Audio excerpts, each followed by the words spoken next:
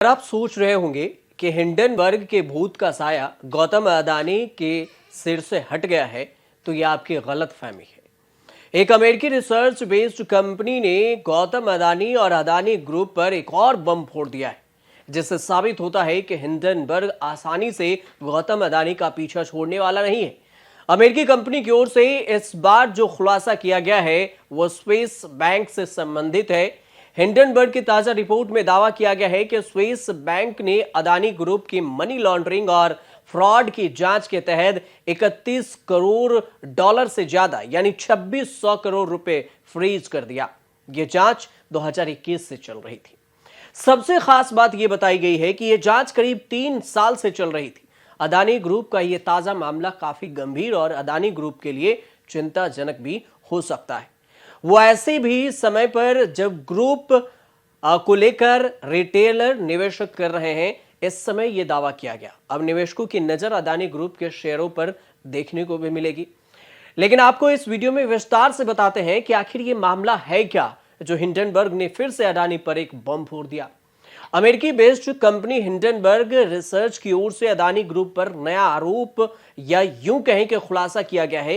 Company ने अपने social media account x पर पोस्ट करते हुए कहा कि स्विस अधिकारियों ने अडानी ग्रुप से जुड़े मनी लॉन्ड्रिंग और सिक्योरिटीज पर फ्रॉड के आरोप में जांच के तहत 6 अकाउंट में डिपॉजिट 31 करोड़ डॉलर यानी 2600 करोड़ रुपए फ्रीज कर दिए।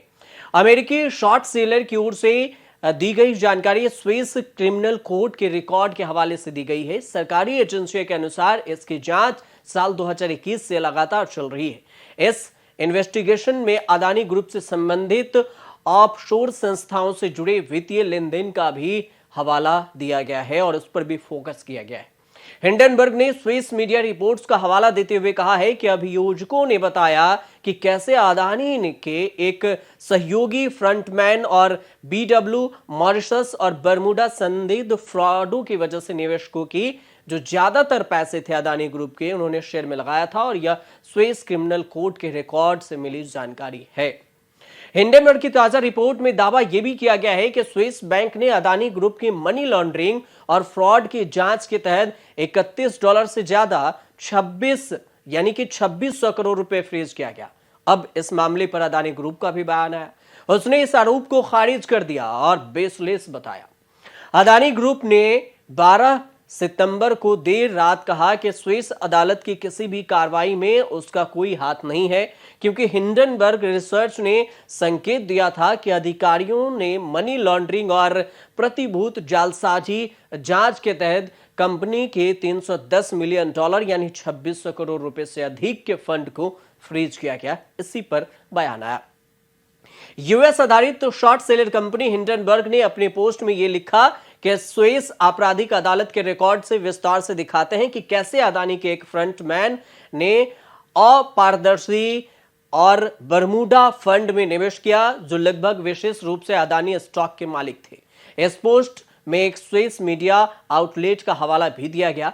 अडानी ग्रुप ने आरोप को खारिज करते हुए कहा कि समूह का स्विस अदालत के किसी भी कार्रवाई में कोई भी हाथ नहीं है। उन्होंने साफ किया कि किसी भी प्राधिकरण द्वारा इसकी कंपनी से किसी भी खाते को जब्त नहीं किया गया है। कोई भी कंपनी ऐसे नहीं की है। हिंडनबर्ग अडानी ग्रुप पर पिछले 1 साल से अलग अलग आरोप लगाता रहा है। रिसर्च एजेंसी ने शुरुआती 2023 में अडानी ग्रुप पर लगे आरोपों के जरिए सेबी के चेयरपर्सन माधवी पुरी बुच और उनके पति धवल बुच पर आरोप लगाया। उन्होंने एक ऑफशोर फंड में निवेश किया था जिसका संबंध अडानी ग्रुप से है। हिंडनबर्ग रिसर्चर शेयर को शॉर्ट सेल करती है। इसका मतलब होता है कि यह उन शेयरों को लेती है और उम्मीद करती है कि उनका मूल्य गिरेगा। जब शेयर का मूल्य गिरता है तो हिंडनबर्ग रिसर्च उन्हें कम कीमत पर वापस खरीद लेती है और मुनाफा कमाती है। अडानी संघ विवाद के चलते इसने काफी सुर्खियां भी बटोरी है।